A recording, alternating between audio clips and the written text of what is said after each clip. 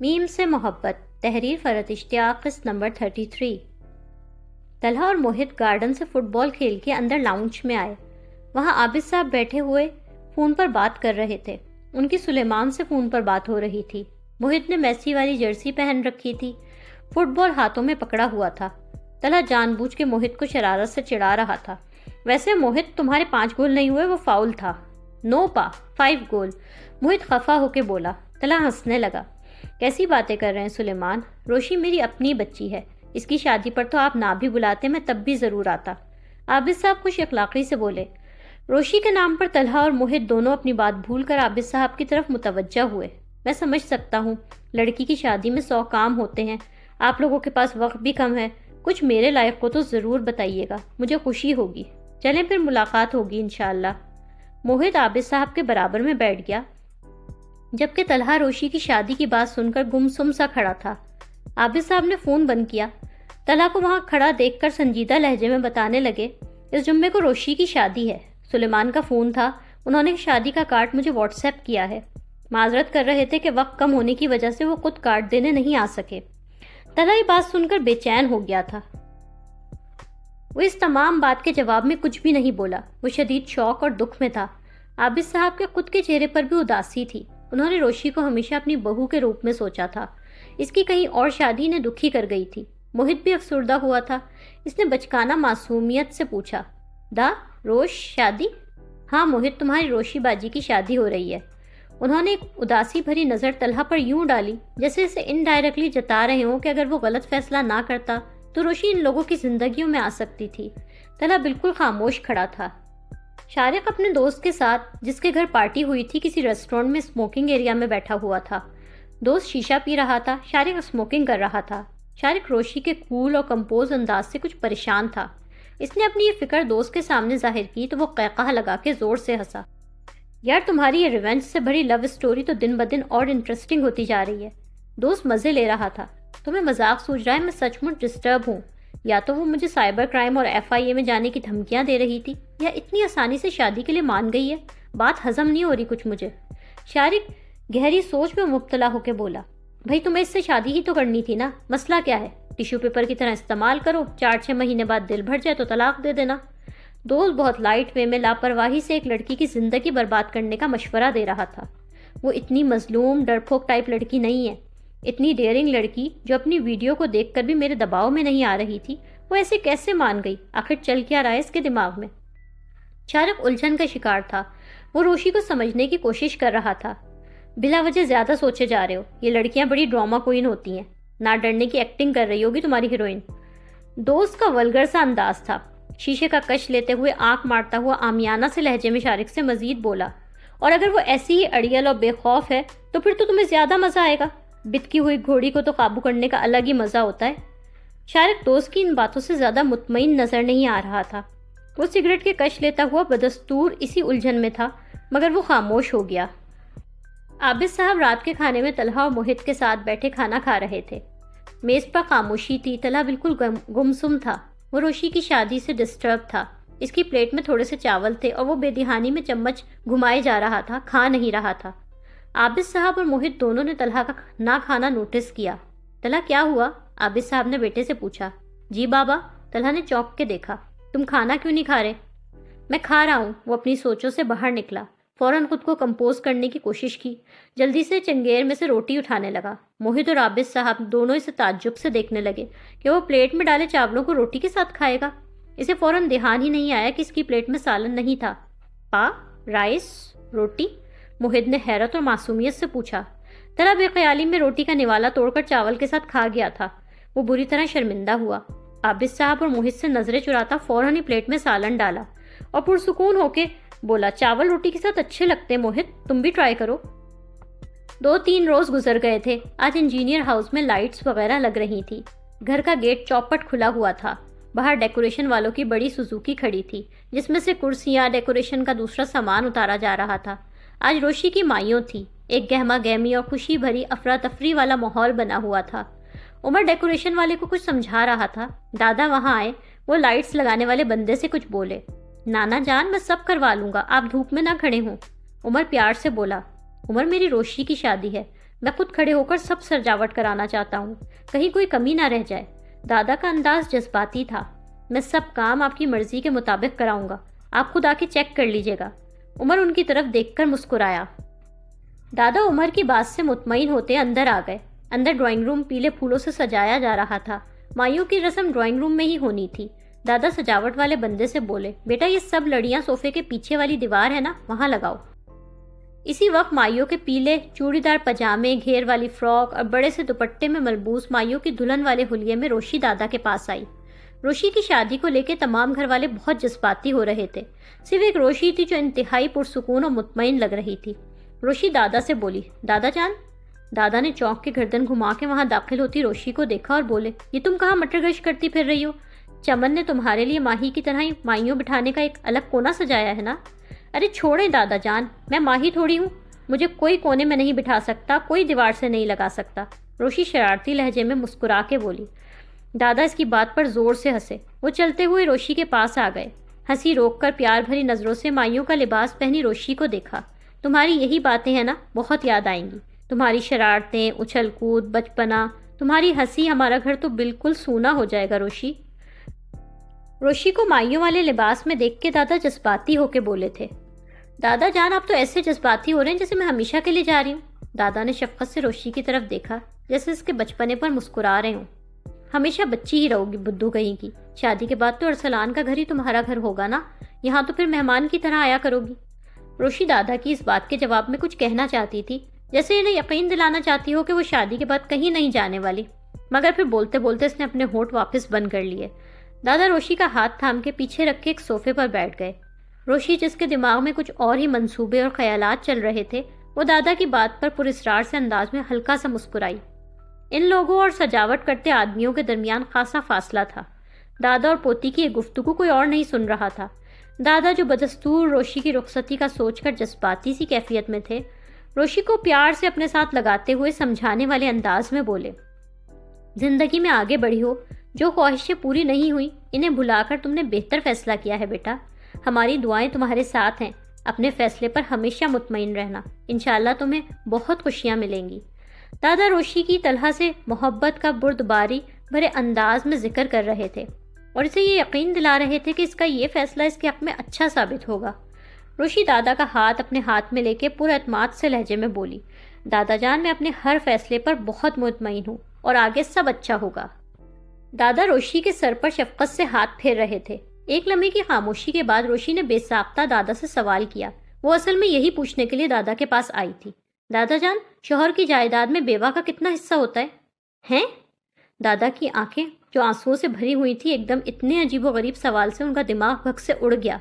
उन्होंने रोशी का सर अपने कांधे पर से हटाया और हैरत से बोले, ये कैसा सवाल है रोशी? वो दादा जान ऐसे ही मेरे जहन में ये सवाल आया। मेरी एक दोस्त की बहन बेवा हुई है ना, मैं इसके बारे में सोचने लगी थी। लाहौल वाला कुव्वत।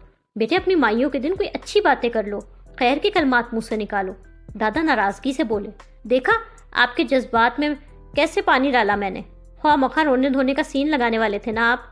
रोशी शरारत से बोली तो दादा हंस पड़े, मगर रोशी दिल में अपनी शादी की नहीं बेवकी की प्लानिंग कर रही थी। चमन बुआ और माही रोशी के कमरे में आई। कमरा बहुत खूबसूरती से फूलों से सजा हुआ था। रोशी के लिए भी माइयों बैठने के लिए एक कोना उसी तरह सजाया गया था जैसे माही के लिए सजाया था, मगर कमरा खाली था, रोशी वहां नहीं थी। चमन बुआ के हाथ में उपटन, हल्दी और तेल वगैरह में सजी थाली थी। माही के हाथ में पीले फूलों के जेवर वाली ट्रे थी। वो दोनों ही माइयों के फंक्शन के लिहाज से जर्क बर्क मलबूसात पहने हुए थी। ये लो, इस लड़की को चैन नहीं है, पता नहीं कहाँ उछलती कूदती फिर रही होगी। चमन बुआ ने अपना सर पीटा। चमन बुआ, आपने मेरे साथ तो खूब दिल के अरमान निकाले थे, अब रोशी को जरा एक जगह टिका के बिठाएं तो मैं मानूं आपको। माही ने चमन बुआ को चैलेंज किया। इसी वक्त कमरे में रोशी दाखिल हुई।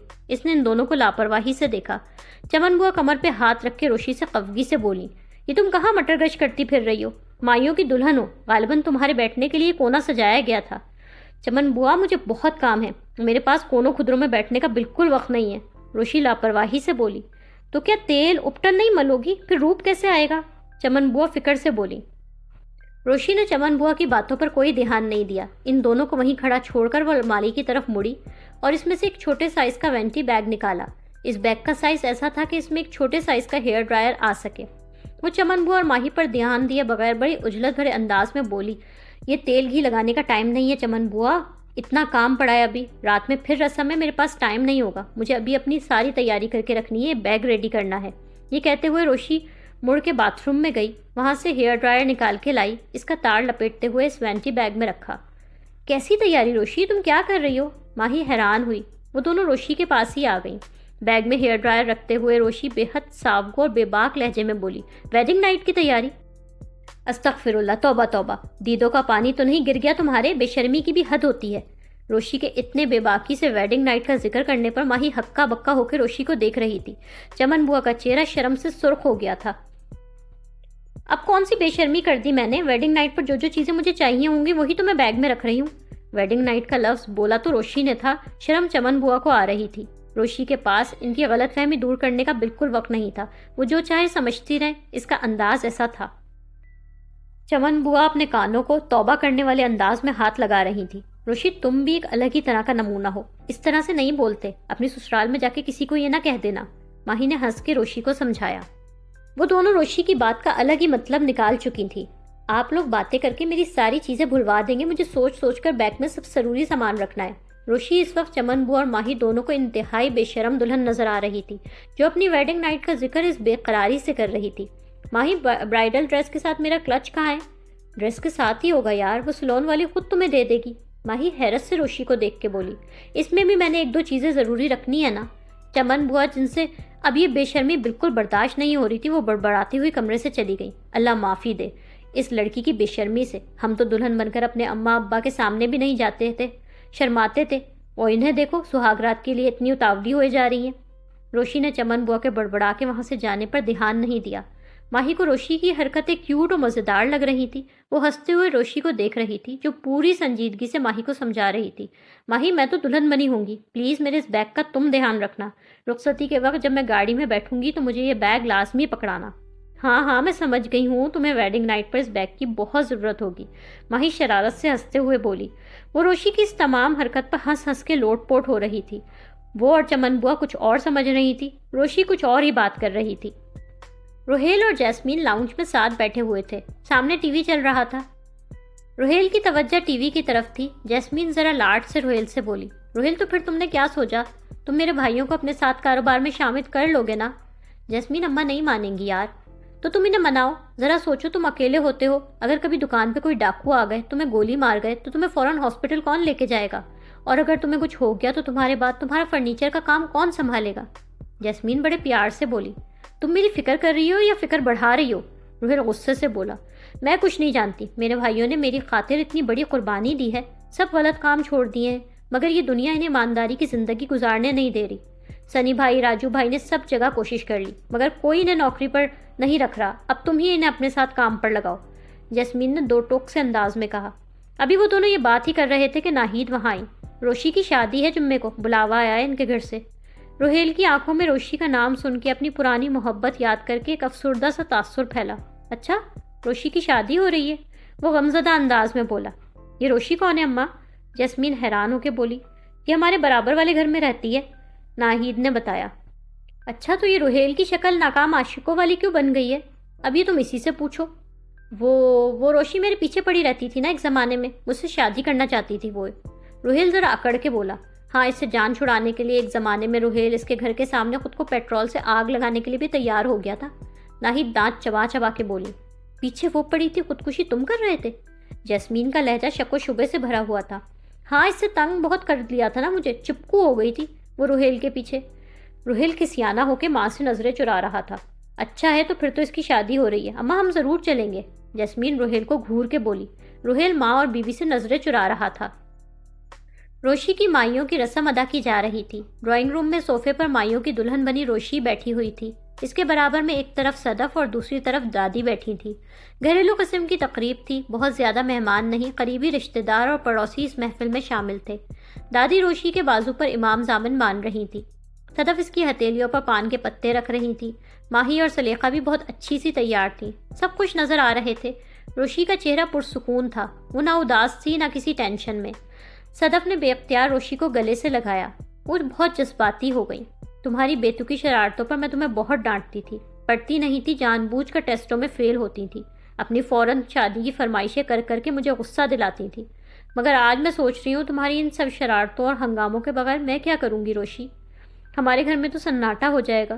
صدف کا لہجہ ممتا بھرا تھا۔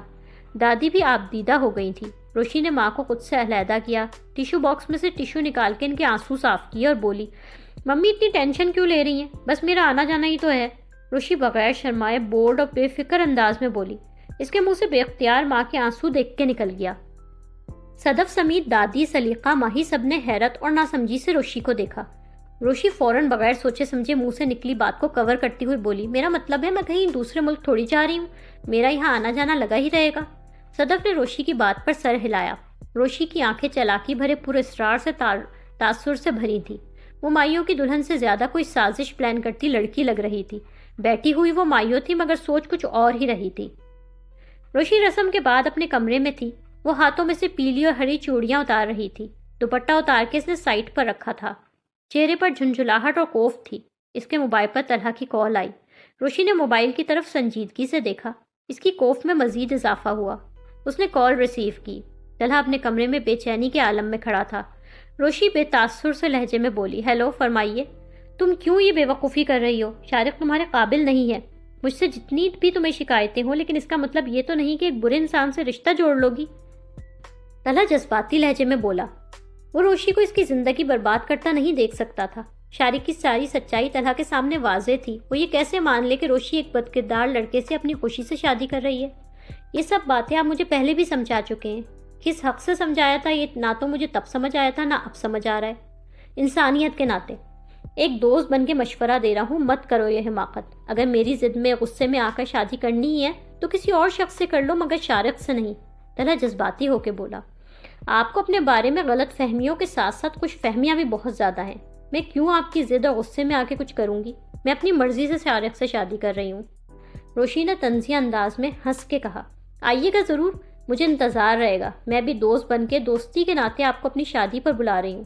روشی نے کہتے ہی فون بند کر دیا۔ طلحہ روشی کی اس اڑیل پن اور ضد پر بری طرح چڑھ گیا تھا۔ ایک نئی صبح کا سورج طلوع ہو رہا تھا۔ یہ روشی کی شادی کا دن تھا۔